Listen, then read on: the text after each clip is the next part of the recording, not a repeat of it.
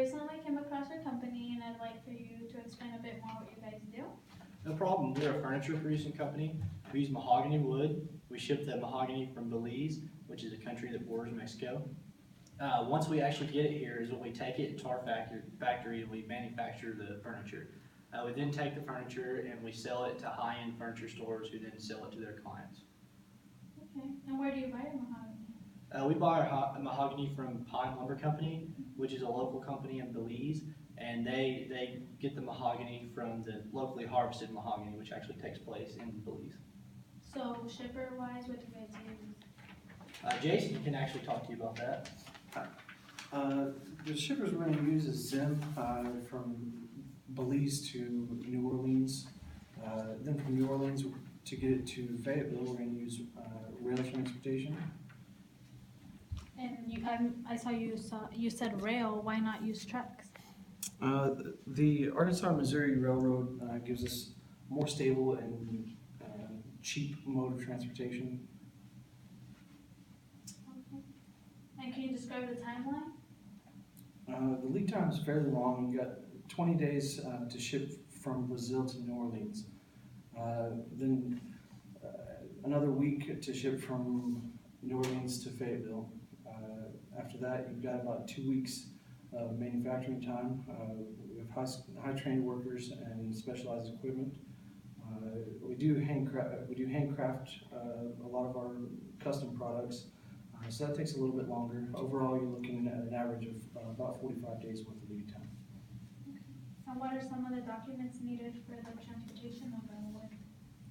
Well, one of the first documents that needs to be prepared is the commercial invoice, which outlines the terms of sale and the points of ownership.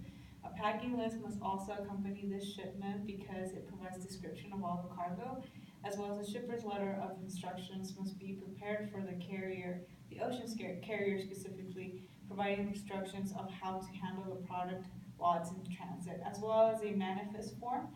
All the description of the cargo and the ownership, points of ownership, and final destination will be described in this form. And finally, a bill of lading, which is the receipt of the goods that will be good to prove that the carrier has ownership in certain points while in transit. And what about when it gets to U.S. Customs? Well, once the product arrives to the port in the U.S., it must go through customs clearance, of course, and several documents must be presented. The U.S. manifest will be one of them to inform them what exactly is being imported. A certificate of origin is very important to let them know what tariffs and duties will be applicable and if it is applicable for a free trade agreement. As well, since we are importing mahogany wood, this will fall under the Lazy Act and which protects the illegal importation of plants. And because of this, a plant product importation declaration must be presented and validated by the U.S. Department of Agriculture, as well as a phytosanitary certificate is needed to certify that the wood has either gone through a heat or chemical treatment to get rid of any non-native pests. Finally, a certificate of free sale, just to verify that that this product is freely sold in the exporter's country. Again, just providing sufficient certifications to let the U.S. know that this is not an illegal product. And currently, interestingly, Belize is under negotiations to enter the NAFTA agreement, and this is, if this were to happen, it would allow us to have some duties reduced or possibly eliminated. So are there any packaging or label requirements to go along with the documentation? Yes, of course. We have to use a 6-digit code harmonized tariff schedule, which we use for 440721, 4407 standing for the wood, and 21 stands for the mahogany itself. This 6-digit code creates efficiency throughout the supply chain because it is harmonized around the world. There's also a marking that is required to go along with the wood and has to say made in Belize. All of the products that are international need to have a made in label just for, again, like tariff purposes and all that. All of our shipments are pretty uniform, and this helps speed up the process of importing the product. Since we aren't shipping multiple types of products or wood, there is no need for everything to be individually examined. Okay, so what were some of the intermediaries you used? The two biggest intermediaries that we use are the Bank of Fayetteville, which is our company bank, and the bank that Pine Lumber Company uses in Belize.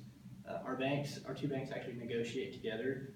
We don't negotiate directly with each other. The banks actually negotiate through us with each bank. And this really allows us to have a level of assurance that we feel like neither one of us are getting taken advantage of. Both the banks are able to express what we want, but they're able to do it with a sense of law. Another really big, important intermediary that we have is we have an employee who actually lives in Belize. We consider this to be a huge asset, and he actually is able to talk to the company on a daily basis. And if there's something that we want that we feel we're not getting, or they feel that they're not getting, or something changes, we're able to know immediately. We're able to adapt constantly. So payment-wise, how do you guys work with that? We have a free on board term agreement with Pine Lumber. So what this means is they ship us the wood, and while the wood is being shipped, they accept the risk and the expense of the wood until it actually reaches our location and we take possession. This allows us to really split the expense pretty fairly evenly, and we feel that it's allowing us both to have the highest profit margin. And in terms of payment, we have a term of credit, or a letter of credit, I mean. What this is the banks that negotiate together, they're actually able to come to an agreement through us. And what this basically means is we're not liable to pay if the product arrives harmed.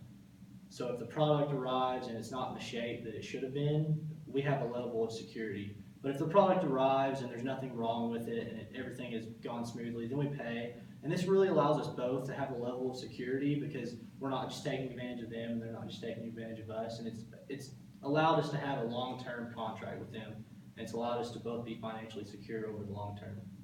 Okay. Well, thank you for your time, and I'll be looking forward to doing business with you guys. Thank you.